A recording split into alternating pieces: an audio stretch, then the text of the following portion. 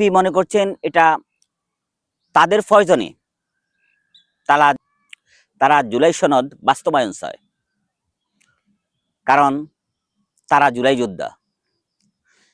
কিন্তু স্বাধীনতার যোদ্ধা আর জুলাই যোদ্ধা দুটোর মধ্যে অনেক তফাৎ, অনেক পার্থক্য। 1971 সালে পূর্ব পাকিস্তান এবং পশ্চিম পাকিস্তান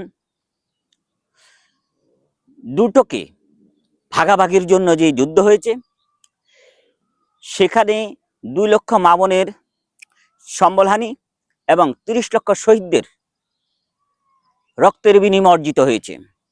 আমরা সেই স্বাধীনতাকে বলতে পারবো না।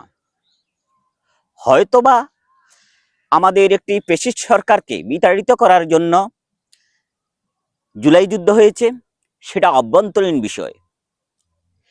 কিন্তু এই অভ্যন্তরীণ বিষয়ের উপরে আমাদেরকে যেতে হবে সেই 71, কিন্তু না, আমরা সেই 71 বলতে চাই না। আমরা অভ্যন্তরীণ সমস্যা অভ্যন্তরীণভাবেই মোকাবেলা করব।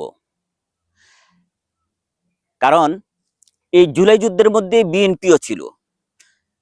এনসিপি বারবার বলে আসছে যে তারা এই জুলাইয়ের মাস্টার মাইন্ড, কিন্তু 17 বছর বিএনপি প্রতিটা হাতুড়ি বাড়ি একটি একটি করে ইট পাটল ধরিয়েছে। আর শেষ বাড়িটা এনসিপির উপরে, এনসিপি ছেলেদের উপরে পড়ে তার এখন জুলাই যুদ্ধ হয়ে গেছে। কিন্তু দুর্বল করেছে কিন্তু এই বিএনপি। তাই বিএনপির অগ্রাধিকার এই জুলাই সনদ বাস্তবায়নে। তাই দুপক্ষকেই সমন্বয় করে তা বাস্তবায়ন হওয়া উচিত বলে আমি মনে করি।